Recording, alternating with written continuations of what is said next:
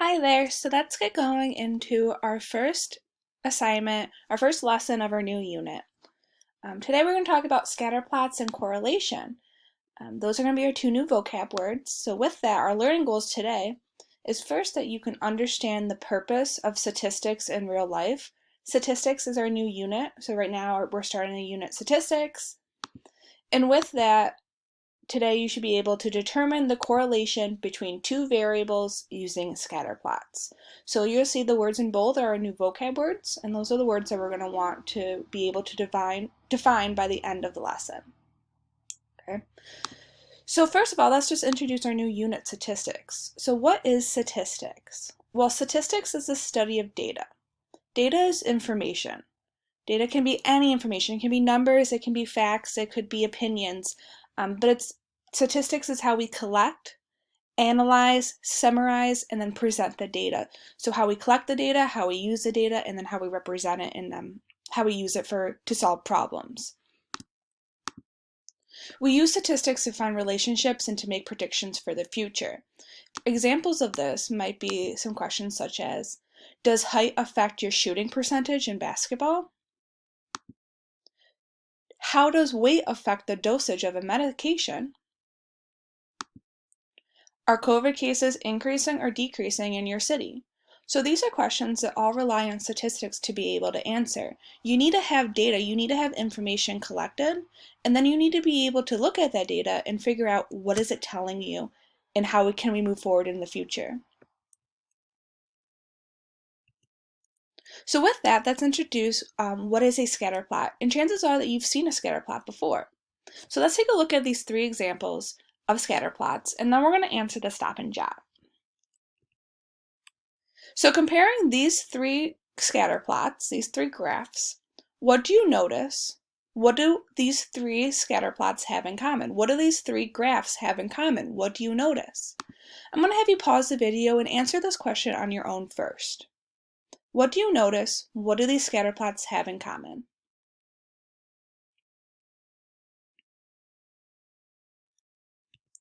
So what you might notice is that there's no lines. Before, we've been looking at graphs of straight lines, and the points are perfectly on the lines.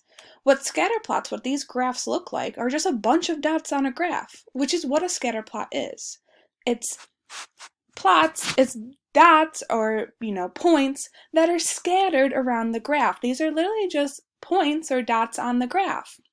We really know that each dot is a coordinate point, and they each represent a piece of data, a piece of information. Every single point represents an information. And then when we look at it, it looks like a bunch of dots on a graph, but really it's just telling us a bunch of pieces of information that could be all over the graph. So maybe you wrote that it looks like a bunch of graphs on a bunch of dots on each graph, and that would be completely right. That is exactly what we notice, that each graph is just a collection of a bunch of dots. In this case, we know that each dot is really a point that has an X and a Y attached to it. So then make sure you answer this question, that you have your stop and jot down. And then let's move on to part B. What is correlation? So when you look at scatter plots, and we'll see that these are examples of scatter plots, right? They're graphs that look like just a bunch of dots, but they actually tell us a lot of important information. So first, let's break down the word correlation. Right? So correlation, it really can be broken down into two pieces, right? So the word correlation is made of co, and that prefix co means together. And then clearly we see that word relation, and I think that's the biggest thing I want us to remember. When we look at correlation, this is really the relationship of the points, the relationship of the data, of the x-axis and the y-axis, and the relationship between what's represented with the x and what's represented with the y. So correlation is the whole idea of what is the relationship or what is the trend. So let's take a look at 4 types of correlation. So these each have a graph and they each have a description below it. So we'll see over here that this one and these dots look like they're kind of forming, they're definitely close to being a line, and they're all going up, they're all increasing. We call this a strong positive correlation, and we know that word positive really just means that we're going up, And strong means that it's closely together. And we can compare it to a weak positive correlation. So again, this is positive because these data points, these points are increasing as we go left to right. They're going up just like this one did. But we can see that these points are a little bit more spread out. They're still going up, they're still increasing, but they're a little bit more spread out.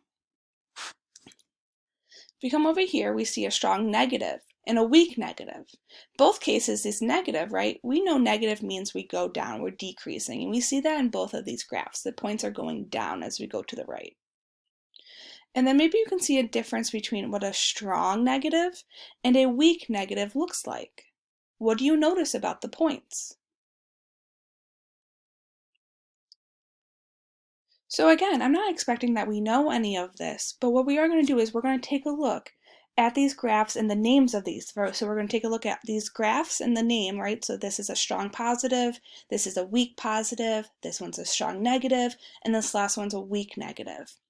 We're going to take a look at these 4 examples and answer some questions to try to create these definitions on our own.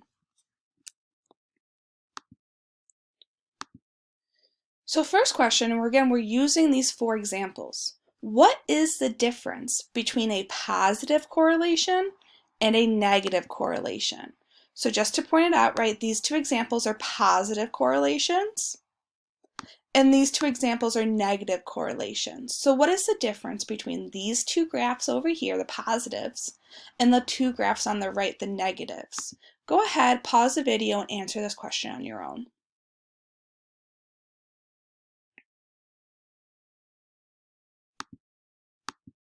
Well, what we notice is that positive means that my data points are increasing. They are going up. And in both of these positive graphs, my data points are doing exactly that. They're increasing. They're going up.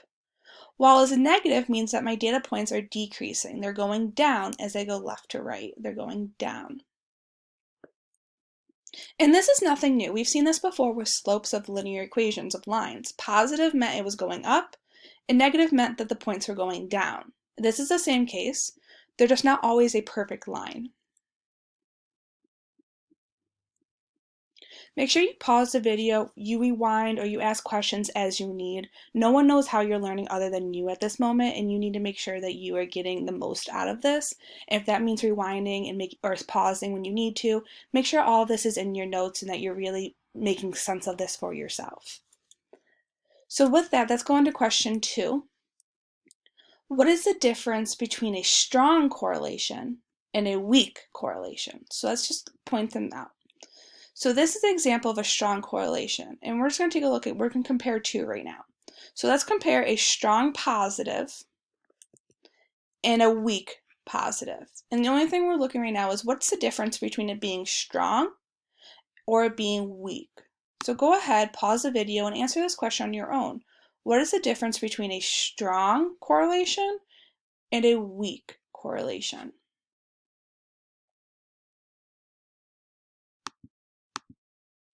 Well, we see the closer the data points are to each other, the stronger the correlation. These points are a lot closer to each other than they are in this case. These, on the strong positive, the points are very close together and they're creating closer to a line, right? It looks more so like a line than the weak correlation, right? So we see this strong correlation, the points are close together and they're creating closer to a line. A weak correlation, the points are a little bit more spread out, they're a little bit further apart. And we can see this again when we compare a strong negative. The points are close together. They're strong, they're close together. They're closely related. As a strong relationship, a strong correlation. Versus a weak one, where the points are more spread out. Again, correlation is the relation or the relationship between the points. So, between the y and the x and the y-axis. So when you're looking at it, the closer the points are, the strongly related they are. The more strongly related they are, and the stronger the correlation is.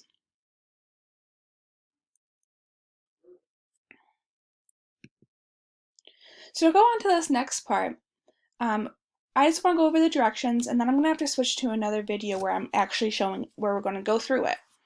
But what you're going to do is you're going to use these examples that we just went over to help match the correct correlation to each scatter plot. Just to go over the directions on how we match, Here are the directions step by step. And I'm going to close this out, and you're going to open up the next video, and I'm going to help you walk through how we match on this Word document.